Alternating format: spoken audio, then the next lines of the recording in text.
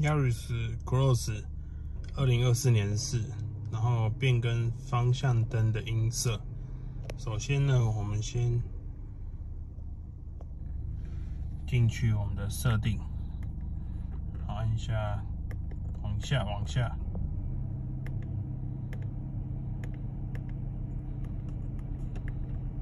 警告音哦，然后往下的话，方向盘音色，我们按确定之后可以选择1，然后再按 OK。在我们打方向灯的时候，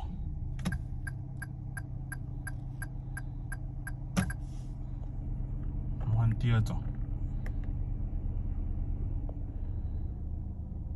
确定。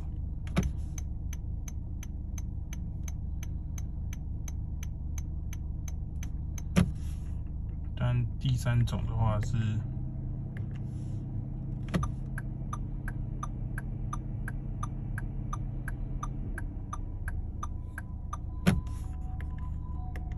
总共就有3种。以下就是方向灯变更声音的方式。